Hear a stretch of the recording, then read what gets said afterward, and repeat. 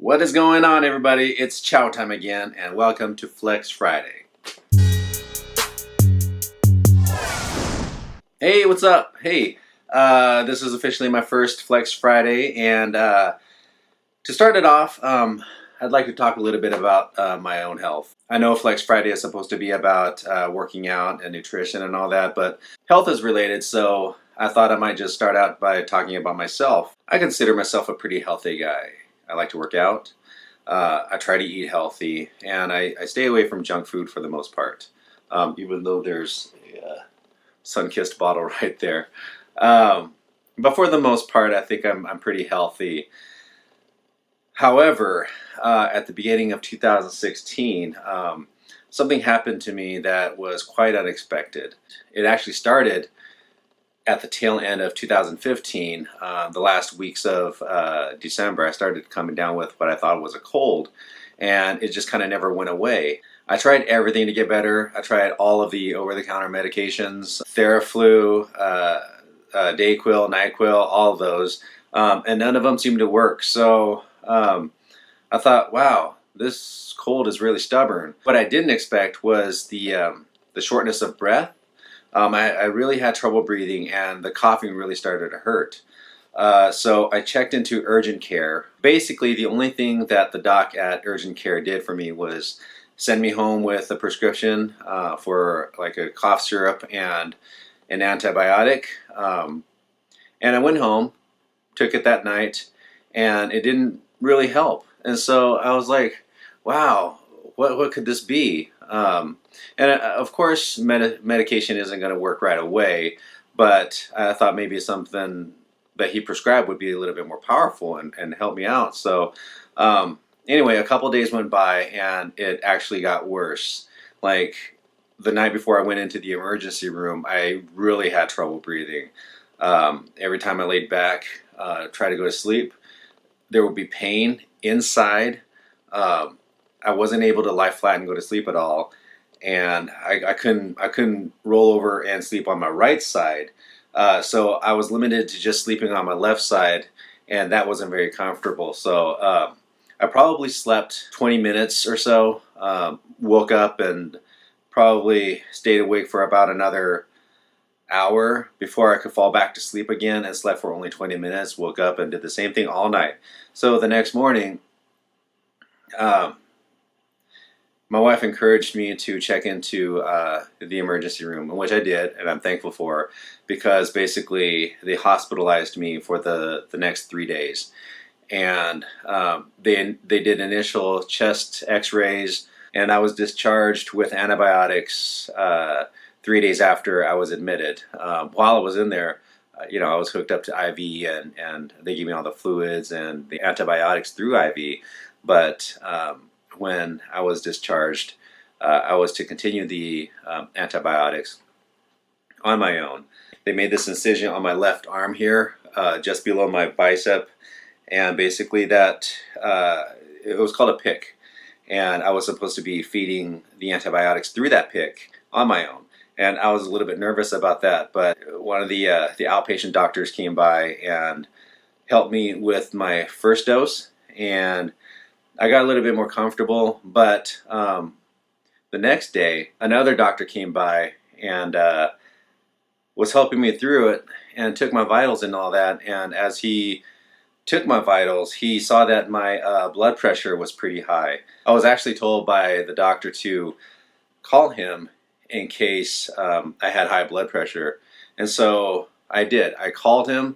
What they told me was to come in right away, just to go into the emergency room and get checked in, and which I did. So basically I was discharged, spent one night at home, and found myself back into the emergency room the very next day.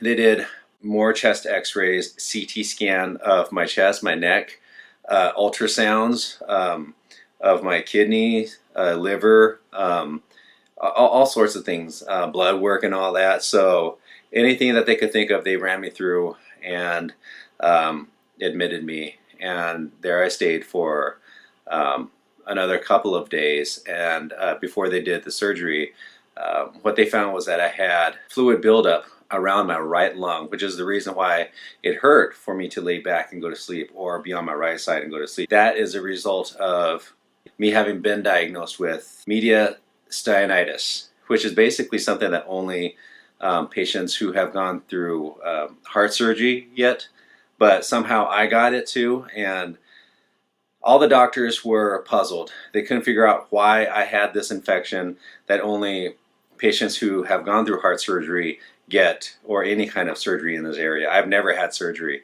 And so they're puzzled. They're confused as to why I would even get this.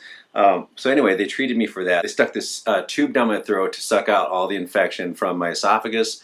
They made incisions on the side of me to drain all the fluid that was building up around my right lung. It was a 4-hour operation, and it was the very first surgery, very first operation that I've ever had. Again, I'm normally a healthy guy, so that was kind of a huge ordeal for me to go through. I've never been through anything like that. The night after I got the incisions done, my first surgery, I noticed like a little bit of dripping on from the side of me, and I asked the nurse what the dripping is from, and she assured me that everything was okay, that it's just probably just some of the fluid accidentally spilling out. And so, I mean, she being a nurse, I was like, okay, well, I'll just go with it. And later that night, I just really didn't feel good. I was getting lightheaded, cold sweats. I looked at my skin and everything was pale, right? And so I called the nurse to see what was going on, and but they didn't arrive for like another 30 minutes or so, which felt like forever. And I was looking at the clock. I was like, oh man, when are these people going to arrive? When are they going to get here? Because like right now I'm feeling sick, and I just didn't feel good at all. Again, cold sweats, pale skin. I felt like the room was darkening and shrinking around me. I just didn't feel good at all. They finally arrived. She checked my vitals, and she was probably a little bit scared because I just didn't look good. And so she called the doctor right away, the thoracic doctor, and everybody came in. Before I knew it, there's probably like 10 or a dozen people in the room. Everybody looking at me, monitoring me, checking my vitals and all that. And what they found out was that I had some internal bleeding from the original operation. So now I'm being brought back down to the operating room for a second surgery to fix the first surgery, right? Scary. Another 4 hours of being in the operating room. I come out, and I was still in the hospital for probably 4 more days or so, 5 more days. This time I made sure that they didn't discharge me too early. They didn't want to send me home prematurely and then have me come back again for the same thing. So I stayed for another 5 days, and then came home with antibiotics and pain meds, because it's not easy going through something like this. It really hurts. And needless to say, being inactive and all that, I've lost, I feel like, all of the muscle, all of the bulk that I had. I dropped 25 pounds, and I've gained 5 of that back. But in losing about 25 pounds, a lot of it was the muscle that I had built up over the years. And what's amazing to me is how much you can lose in a matter of like a couple of months.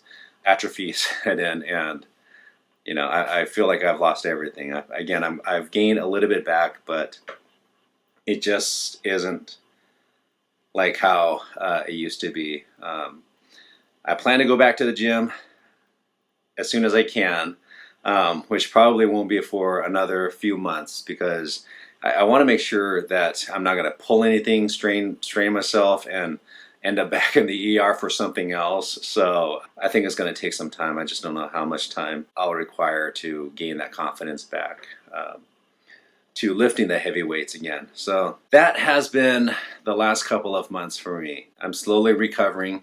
I'm getting stronger every day. I'm able to climb a flight of stairs without being too winded now. Able to pick up the kids and all that. So I think I'm improving pretty good. It's just going to take a little bit of time. So anyway, in a nutshell, or however many minutes I use to describe myself here, that's what I've been going through in the last couple of months. It's not fun, and I don't wish it on anybody. So hopefully future Flex Fridays will be a little bit more inspiring than this one. Until then, thanks for watching, and take care of yourself, all right?